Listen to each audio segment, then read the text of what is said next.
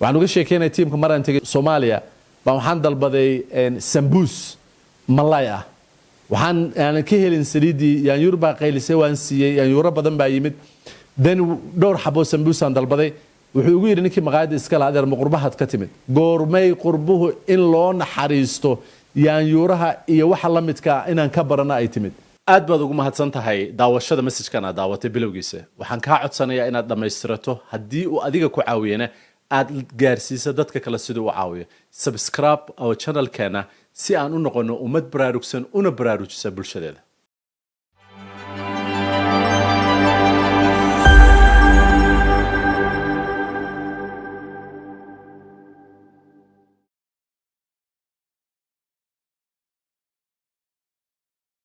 السلام عليكم ورحمة الله وبركاته والعيال ملك استوديون كجوكتان ومالين جمعة إلهي وحن كبر سبحانه وتعالى إن توفيق ذا نوافتشيو إلهي ندم بيجينا دافو سان هربي دور جمعة كهر إن كوش شيء أنيجا وذاد مئه هدي أن وحنا يكسر دهنا الله حق سي كتمد هدا وحنا دهنا نفط دي الشيطان كتمد إن عدتك وناج وشيكتنا هذا علم بدن لا ذا وما بارد ما أنتوا حنرب أنا نكويدي سؤال سيد وتشعلان لهيد دتك بدوبه ku midooba kalimada la ilaaha illa allah muhammad rasuulullah hadana midoogoodu oo wax taro humanity-ga ama dadka adduunka ku nool oo dhan xageebaysa ka bilaabataa baad u maleynaysaa waxay ka bilaabataa saddexdan qaybood oo aan ka dhageystay sheekh aadi aad u weyn oo insha Allah taala fahankayga aan ku dari doono number 1 waxay ka bilaabataa unity-ga ka dhaxaysa ama midnimada ka dhaxaysa ama qirashada ka dhaxaysa qofka iyo khaaliqa ilaahi subhanahu wa ta'ala inaan ogsoonahay aniga cabdi baanahay ilaahina subxaanahu wa tacaala rabbigayga waay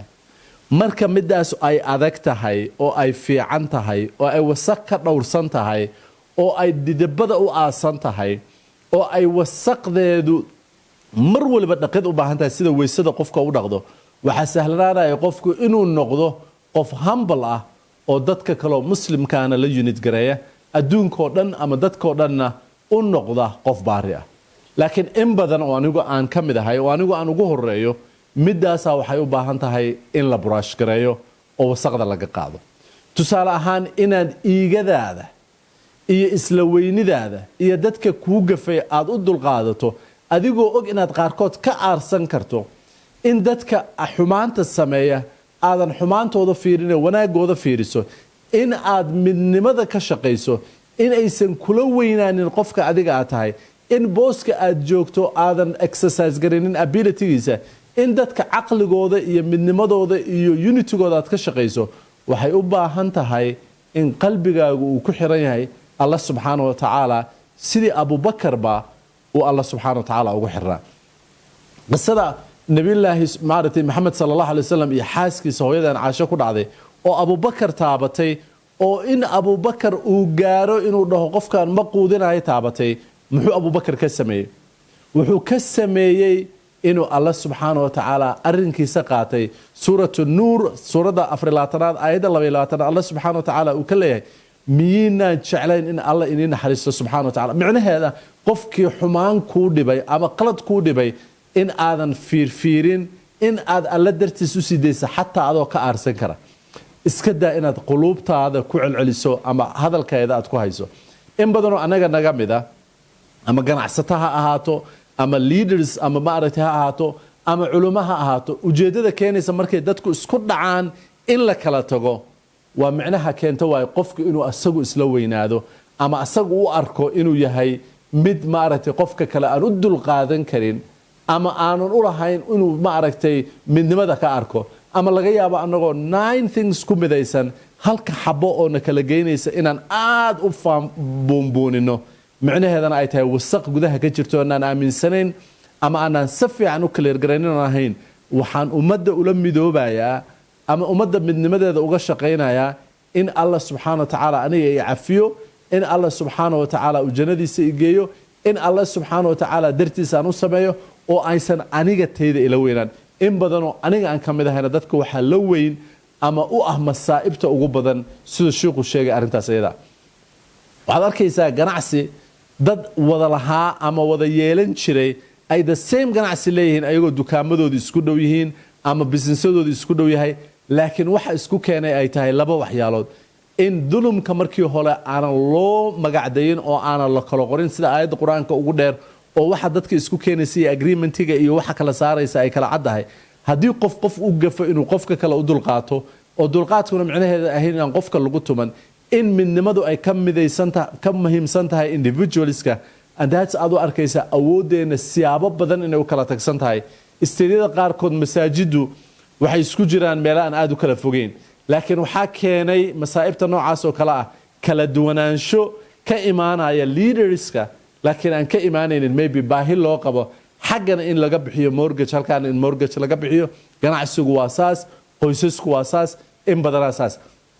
haddii marka siduu sheikhu u sheegay oo kale number one unityga adiga ama ogolaanshaha adiga ee alla subxaana wa tacaala in ka dhexaysood qof kasta ugu dulqaadata midaas way kuu sahlanaanaysaa the unityga marka aad la leedahay dadka muslimka ah ama dadka qoyska ama cid walba way kuu sahlanaanaysaa why because qalbigaagii baa wuxuu u sifaysan yahay nad inaad ayaga ka aarsato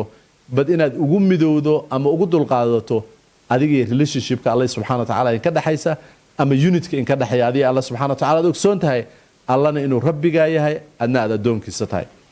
yesterday baan rabaa inaan qise in kaga sheekeeyo aan tiimka uga sheekeeyo ila shaqeeya the research team and the media teamkeena waxaana saan wax u sheegaya haddaan u samayn lahaa alla maxay nolosheedu fiicnaan lahayd saan idinkayga kugu sheegaya hadduu wadnahayga u fiicnaan lahaa alla maxay nolosheedu fiicnaan lahayd in badan dadku inay sheegaan way sahlan tahay inay ku noolaadaan way adagta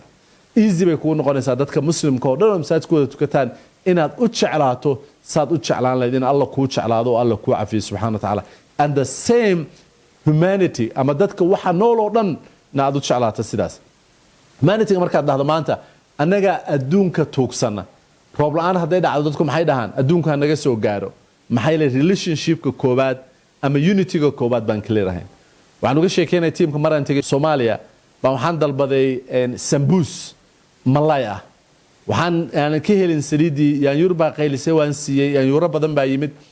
then dhowr xaboo sambuusaan dalbaday wuxuu ugu yidhi ninkii maqaayadda iskala adeer ma qurbahaad ka timid goormay qurbuhu in loo naxariisto yaanyuuraha iyo waxa la midkaa inaan ka barana ay timid